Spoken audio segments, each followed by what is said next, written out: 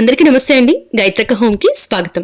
ఈరోజు సంకష్టహార చతుర్థి ఎప్పుడు వచ్చింది, పూజ విధానం ఏమిటి, అలాగే పాటించవలసినటువంటి నియమాలు ఏమిటి, ఫలితం ఎలా ఉంటుంది అనేది ఈ రోజు వీడియోలో మీతో షేర్ చేసుకుంటున్నాను. అలాగే ఒక చిన్న వ్లాగ్ రూపంలో మీతో పంచుకుంటున్నాను. నేను తెల్లవారుజామునే లేచి పూజ అనేది చేసుకుంటాను కాబట్టి తెల్లవారుజామునే ముగ్గు అనేది వేసుకుంటానండి. సాధారణంగా ముగ్గు వేసినప్పుడు ఎప్పుడు మనకు ఒక డౌట్ ఉంటూ ఉంటుంది. అంటే అంటే రాత్రి వేసిన ముగ్గు తెల్లవారికి వర్తిస్తుందా అనే సందేహం వస్తూ ఉంటుంది. ఇది ఇద్దరు ముగ్గురు కూడా నన్ను అడిగారు. ఈ రోజు మీతో షేర్ చేసుకోబోతున్నాను అనమాట. సాధారణంగా ఉదయం బ్రహ్మముహూర్తంలో మనం లేచి ఉదయం 6:30 లోపు ముగ్గు అనేది వేసుకోవాలి. ఇది మన హిందూ సాంప్రదాయం అనమాట. రాత్రి వేసిన ముగ్గు యొక్క శక్తి తెల్లవారేసరికి పోతుందండి. ఎందుకంటే ఒక రాత్రి గడుస్తుంది కాబట్టి మనం ఎలాగైతే ఆహారాన్ని ఎప్పటికప్పుడు వండుకుని తింటామో అలాగే ముగ్గు కూడా ఎప్పటికప్పుడు వేస్తేనే ఆ ఫలితం అనేది మనకి దక్కుతుందట. కాబట్టి ఉదయం 5:30 నుండి 6:30 లోపు ముగ్గు అనేది వేసుకుంటాను. ఇంకా లోపలికి వచ్చిన తర్వాత నేను టీ పెట్టుకుంటున్నానండి. ఎప్పుడైనా అలసటగా ఉన్నప్పుడు, ఆరోగ్యం బాగాలేనప్పుడు ఇలా టీ అనేది తాగుతూ ఉంటాను అనమాట.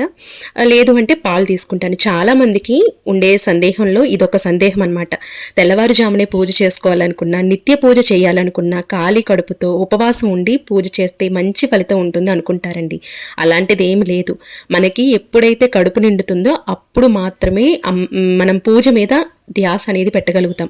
ఏకాగ్రతగా పూజ అనేది చేస్తూ ఉంటాం. ఇక్కడ కడుపు నిండుగా తినడం అంటే పూర్తిగా తినడం కాదండి, ఓపిక వచ్చే వరకు మనం చక్కగా పనులు చేసుకునేంత తినడం అనమాట. అంటే టీ కానీ, పాలు కానీ, పళ్ళు కానీ, అల్పాహారం కానీ ఇట్లాంటివి తీసుకుని పూజ అనేది చేసుకోవచ్చు. ఖాళీ కడుపుతో ఉపవాసం ఉండి మాత్రం పూజ చేయవలసిన అవసరం లేదండి. ఎందుకంటే మన ఆరోగ్యం ముందు, ఆరోగ్యం తర్వాతే మనం పూజ చేసుకున్నా లేదంటే ఏదైనా పనులు చేసుకున్నా ఏదైనా కూడా. కాబట్టి ముందుగా మీరు టీ కానీ కాఫీ కానీ మీకు అలవాటును బట్టి, లేదు అంటే పాలని కానీ పళ్ళు కానీ తీసుకుని చక్కగా తర్వాత పూజా ఏర్పాట్లు చేసుకుని పూజ అనేది చేసుకోవచ్చు. తెల్లవారుజామునే చేసుకునే అలవాటు ఉంది అనుకుంటే తెల్లవారుజామునే పూజ అయిపోతుంది కాబట్టి కరెక్ట్గా మీరు తినే టైంకి మీరు ఏదైనా బ్రేక్ఫాస్ట్ లాంటివి తీసుకుంటారనమాట. ఈ విధంగా నేను ప్రతిరోజు కూడా ఇదే ఫాలో అవుతానండి. నేను ఫాలో అయ్యేది నేను మీతో షేర్ చేస్తున్నాను. ఇక ఈ రోజుటి విషయానికి వచ్చినట్లయితే మనకున్నటువంటి విఘ్నాలు, అడ్డంకుల్ని తొలగించే ఆ వినాయకుడికి ఈరోజు బెల్లం తాలికల్ని నైవేద్యంగా పెడుతున్నాను.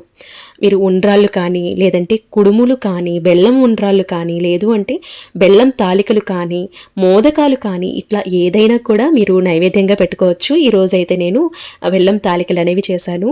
నైవేద్యంగా పెట్టే ఏ ప్రసాదమైనా మంచి రుచి అనేది వస్తుందండి. మీకు ఈ రెసిపీ కావాలి అంటే నాకు కమెంట్ సెక్షన్లో అడగండి, నేను వేరొక వీడియోలో ఇంక్లూడ్ చేస్తాను. చాలా టేస్టీగా, చాలా బాగా వచ్చాయి. అయితే ఈరోజు ప్రసాదం చేసుకున్నాను. అలాగే ఇక స్వామివారికి పూజ చేసుకున్నాను అనమాట. అయితే ముందు అసలు సంకష్టహార చతుర్థి ఎప్పుడు వచ్చింది అనే విషయానికి వచ్చినట్లయితే, సంకష్టహార చతుర్థి తిథి మనకి చవితి తిథి అండి. ఫిబ్రవరి 15 శనివారం రాత్రి 10:26 నుండి ప్రారంభమవుతుంది. అలాగే ఫిబ్రవరి 16 ఆదివారం రాత్రి 12:23 వరకు ఉంది. మనం 16వ తేదీ ఆదివారం నాడు చేసుకోవాలి. అది కూడా మాఘపు 3వ ఆదివారం ఎంతో విశేషం అనమాట. కాబట్టి ఈ మాఘపు 3వ ఆదివారంతో కూడినటువంటి సంకష్టహార చతుర్థి ఎంతో విశేషమైనది, ఎంతో శక్తివంతమైనది. కాబట్టి తప్పకుండా ప్రతి ఒక్కరూ కూడా ఈ పూజ ఆచరించి స్వామివారి కరుణ కటాక్షాలు మన మీద ఉండేలా చూసుకుంటారని మనస్ఫూర్తిగా కోరుకుంటున్నాను. అయితే చాలామంది సంకష్టహార చతుర్థి వ్రతం అనేది వీరు ప్రతి నెలలోనూ చేసుకుంటామని సంకల్పించుకునే వాళ్ళు ఉంటారు. 3 నెలలు చేసుకుంటామని సంకల్పించుకునే వాళ్ళు ఉంటారు. అయితే ఈ రోజు నుంచి కనుక మీరు మొదలు పెడితే ఎంతో శుభ ఫలితం అనమాట. ఎందుకంటే మాఘపు 3వ ఆదివారం అనేది ఎంతో విశేషం. కాబట్టి ఈ రోజు నుంచి కూడా మీరు మొదలు పెట్టుకోవచ్చు. అయితే ఉదయం పూజా సమయం అంటే ఉదయం పూజ అనేది చేసుకుంటాం కాబట్టి తెల్లవారుజామున 5:10 నుండి 9:50 వరకు మంచి ముహూర్తం అనమాట. లేదు అప్పుడు కుదరలేదు అనుకుంటే 11:34 నుండి 12 గంటల లోపు మీరు పూజ అనేది చేసుకోవడానికి ప్రయత్నించండి. అయితే ఇక సాయంత్రం పూజ విషయానికి వచ్చినట్లయితే ఫిబ్రవరి 16 ఆదివారం సాయంత్రం 6:10 నుండి 9:18 వరకు కూడా చాలా మంచిగా ఉంది. కాబట్టి మీరు సాయంత్రం ఈ సమయంలో పూజ చేసుకోండి. అయితే ప్రతి నెలలోనూ పీఠం పేరు అనేది మారిపోతూ ఉంటుందండి. ఈ పీఠం అంటే మీరు పూజా మండపంలో చేసుకోవచ్చు, లేదంటే పీఠాన్ని ఏర్పాటు చేసుకోవచ్చు. అయితే మీరు పీఠం ఏర్పాటు చేసుకున్నప్పుడు పీఠం పెట్టేటప్పుడే పీఠం పేరు చెప్పుకోవాలి. ఈరోజు పీఠం వచ్చేసి మనకి సామాన్య దేవపీఠం, అలాగే గణపతి యొక్క నామం వచ్చి మనకి ద్విజప్రియ నామం. అంటే ద్విజప్రియ మహాగణపతి నామం. ఈ ద్విజప్రియ మహాగణపతి రూపంలో ఉన్నటువంటి గణనాథుణ్ణి గనుక మనం ఈ మాఘపు 3వ ఆదివారం నాడు చక్కగా భక్తి శ్రద్ధ ఏకాగ్రతతో మనము అలాగే మన కుటుంబ సభ్యులు అలాగే మన పిల్లలతో పూజ అనేది చేయించటం వల్ల తప్పకుండా మంచి ఫలితాలు అనేవి చూడొచ్చు. ఎందుకంటే మనకి దగ్గరలో పిల్లలకి ఎగ్జామ్స్ ఉన్నాయండి. స్వామివారి దయ ఉంటే తప్పకుండా ఎగ్జామ్స్ అందరూ కూడా మంచిగా రాస్తారు, మంచి ఫలితాలు అనేవి తెచ్చుకుంటారు, ఫస్ట్ క్లాస్లో వాళ్ళందరూ పాస్ అవుతారు అనే నమ్మకం మనకెప్పుడూ ఉంటుంది. కాబట్టి ఈ ఆదివారం పిల్లలందరూ ఇంట్లోనే ఉంటారు కాబట్టి పిల్లలతో అంటే చిన్నవాళ్లతో కానివ్వండి, పెద్దవాళ్లతో కానివ్వండి, పబ్లిక్ ఎగ్జామ్స్ రాసే వాళ్ళతో కానివ్వండి, వీళ్ళ అందరితో కూడా చక్కగా ఈరోజు పూజ అనేది చేయించి మీ పిల్లల పుస్తకాలు కనుక స్వామివారి దగ్గర పెట్టి మా పిల్లలకి మంచి చదువు రావాలి, మంచి ఫలితాలతో చక్కగా పాస్ అవ్వాలి అని కోరుకున్నట్లయితే కనుక తప్పకుండా మీ కోరిక నెరవేరుతుందనమాట. అది కూడా మాఘపు 3వ ఆదివారం ఎంతో విశేషమండి. వినాయకుడి యొక్క కరుణ కటాక్షం మనకి ఉంటే ఎలాంటి అడ్డంకులు ఆటంకాలు రాకుండా చక్కగా మనకి మంచి ఫలితాలు అనేవి కలుగుతాయి. ఎగ్జామ్స్ అంటే మాటలు కాదు, ఒక రకంగా చెప్పాలంటే ఎగ్జామ్స్ వాళ్ళకంటే మనకే టెన్షన్ ఎక్కువగా ఉంటుంది. కాబట్టి వాళ్ళ తరపున మనం పూజ చేయటం కూడా ఒక బాధ్యత. ఒకవేళ వాళ్ళకి కుదరలేదు అనుకుంటే చక్కగా ముడుపు కట్టండి. అంటే మా పిల్లలు పరీక్షలు మంచిగా రాసి ఫలితాలు మంచిగా రావాలి అని వాళ్ళ పేరుతో ముడుపు అనేది కట్టండి. అయితే ముడుపు ఎలా కట్టాలి అనే విషయానికి వచ్చినట్లయితే ముడుపు ఎలా కట్టాలి అనేది నేను లింక్ ఇస్తానండి. అందులో స్పష్టంగా ఉంది ఎలా కట్టాలి అనేది. అందులో ఒకసారి చూడండి, మీకు చాలా బాగా యూజ్ అవుతుంది. అయితే ఒక ఎర్రని వస్త్రాన్ని తీసుకొని పసుపు కుంకుమ అక్షింతలు వేసి 4 వైపులా కూడా పసుపుని పెట్టి కుంకాన్ని ఉంచి ఎరుపు రంగు వస్త్రంలో చక్కగా బియ్యం 3 గుప్పిళ్ళ బియ్యం వేసి 11 రూపాయల కాయిన్ పెట్టి 2 ఖర్జూరము అలాగే ఆ తమలపాకు ఒక్క ఇలా ఉంచిన తరువాత మీరు ముడుపు అనేది కట్టుకోవాల్సి ఉంటుందన్నమాట.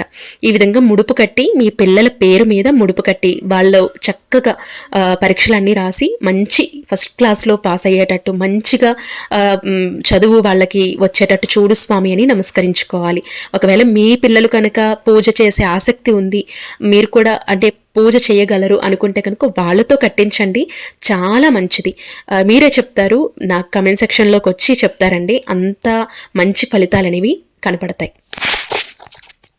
అయితే ఇక పూజ విషయానికి వచ్చినట్లయితే మనం పీఠం ఏర్పాటు చేసుకుని వినాయకుడి యొక్క పటం కానీ విగ్రహం కానీ పెట్టుకుని చక్కగా పూజకి కావాల్సినవన్నీ కూడా ఏర్పాట్లు చేసుకుని ముఖ్యంగా గరికను పెట్టుకు పూజ అనేది చేసుకోవాల్సి ఉంటుంది. ఒకవేళ మీకు గరిక అవైలబుల్గా లేదు అనుకుంటే నార్మల్గా అయినా పూజ అనేది చేసుకోవచ్చు. ఎందుకంటే గరిక అంతా కూడా అవైలబుల్ ఉంటుంది కాబట్టి గరికను తెచ్చి గరిక మాలను కూడా సమర్పించవచ్చు. ప్రత్యేకంగా ఈరోజు ముడుపు అనేది కట్టుకుంటాం కాబట్టి ఉదయం ముడుపు అనేది కట్టుకోవచ్చండి, ఇబ్బంది ఏం లేదు. ఎందుకంటే నన్ను చాలామంది అడుగుతారు, ఉదయం కట్టుకోవచ్చా అక్క, సాయంత్రం కట్టుకోవచ్చా అని అడుగుతూ ఉంటారు. ఉదయం కట్టుకొని మీరు పూజలో పెట్టిన తర్వాత సాయంత్రం మళ్ళీ పూజ అనేది చేసి ఆ ముడుపుకి ధూపాన్ని వేయొచ్చు. అయితే ఈ ముడుపు అనేది మాత్రం ఆ సాయంత్రం వేళ పూజ చేసేటప్పుడు మాత్రం విప్పకూడదు. నెక్స్ట్ డే మాత్రం విప్పుకొని చక్కగా అక్కడ ఉన్నటువంటి మీరు అందులో వేసినటువంటి బియ్యంతో పరమాన్నం చేసి ఇంటిల్లిపాది కూడా ప్రసాదంగా స్వీకరించవచ్చు. ఈ విధంగా పూజ అనేది చేసుకోవాల్సి ఉంటుంది. గణనాథుడికి పూజ అనేది చేస్తున్నాం కాబట్టి గణపతి యొక్క శ్లోకాలు స్తోత్రాలు అన్నీ కూడా చదువుకుంటూ స్వామివారిని చక్కగా ఓం గం గణపతి అయి నమః అనే మంత్రాన్ని చదివి 21 సారి పఠిస్తే సరిపోతుందండి. అదే దివ్యమైనటువంటి మంత్రం. మనం పెద్ద పెద్ద స్తోత్రాలు చదువుకోవాల్సిన అవసరం కూడా లేదు. ఓం గం గణపతి అయి నమః అనే చక్కటి మంత్రాన్ని చదువుకుంటే చాలు. మీ పిల్లల చేత కూడా 21 సార్లు పఠించమని చెప్పండి, చాలా మంచిది. కాబట్టి ప్రతి ఒక్కరూ కూడా 16వ తారీఖు ఆదివారం పూజ అనేది చేసుకోండి, చాలా చాలా మంచి ఫలితాలు అనేవి చూడొచ్చు. అంతేకాదండి, పెద్ద పెద్ద కోరికలు అంటే ఇల్లు, వివాహం, లేదంటే ఆర్థికపరమైనటువంటి వ్యవహారాలు ఇవన్నీ కూడా సకాలంలో మనకి మంచి ఫలితాన్ని ఇస్తాయి. అంతేకాకుండా ఎలాంటి అడ్డంకులు ఆటంకాలు రాకుండా స్వామివారు చూస్తారు. వినాయకుడి వారి యొక్క ఆశీర్వాదం ఉంటే మన స్థాయి అనేది ఎక్కడో ఉంటుందన్నమాట. ఈ విధంగా ఈరోజు పూజ అనేది మీతో షేర్ చేశాను, మీతో పంచుకున్నాను. అయితే ఈరోజు పూజ చేయటానికి పంచుకోవటానికి ముఖ్య కారణం ఏంటంటే పిల్లల ఎగ్జామ్స్. ఈ ఎగ్జామ్స్ క్రూషియల్ టైం అండి. ఇది సంవత్సరం అంతా కూడా ఒక యజ్ఞంలాగా వాళ్ళు కష్టపడి వాళ్ళు ఫలితాలతో నిరూపించుకునే ఒక సందర్భం అన్నమాట. కాబట్టి వాళ్ళు ఎక్కడ కూడా తడబడకుండా చక్కగా అడ్డంకులు లేకుండా వాళ్ళ పరీక్షలు వాళ్ళు రాయాలి అంటే దేవుడి యొక్క అనుగ్రహం తప్పకుండా ఉండాలి. కాబట్టి వాళ్ళకి ఇష్టమైతే పూజలో ఇన్వాల్వ్ చేయండి. ఎక్కువ వాళ్ళని ఇబ్బంది పెట్టొద్దు. మీకు నమ్మకం ఉంది మీరు పూజ చేయగలుగుతామంటే కనుక మీరు తప్పకుండా వాళ్ళ తరపున పూజ అనేది చేసి వాళ్ళ పరీక్షలు మంచిగా రాసేందుకు మనం కూడా ఒక చిన్న బాధ్యతగా తీసుకుని పూజ అనేది చేసుకుంటే చాలా మంచిది. ఐ హోప్ ఈ వీడియో మీకు నచ్చిందని అనుకుంటున్నాను. నచ్చినట్లయితే లైక్ చేయండి, మీ ఫ్రెండ్స్ అండ్ ఫ్యామిలీ మెంబర్స్కి తప్పకుండా షేర్ చేయండి. అలాగే మన ఛానల్ని సబ్స్క్రైబ్ చేసుకోండి. చిన్న లైక్ ఇవ్వండి. మీరు ఇచ్చే లైక్ నాకు ఇంకా ప్రోత్సాహకరంగా ఉంటుంది. నేను ఇంకా ఇలాంటి మంచి మంచి వీడియోస్ మీకు అందుబాటులోకి తీసుకురావడానికి ఉంటుంది. కాబట్టి తప్పకుండా ఒక లైక్ ఇవ్వండి, అలాగే షేర్ చేయండి. అలాగే మన ఛానల్ని సబ్స్క్రైబ్ చేసుకోండి. పక్కనే బెల్ బటన్ ఉంటుంది, దాన్ని ఆన్ చేసి పెట్టుకుంటే నేను ఎప్పుడు ఏ వీడియో చేసినా మీ వరకు నోటిఫికేషన్ వస్తుంది. మీరే ముందు చూడొచ్చు అనమాట.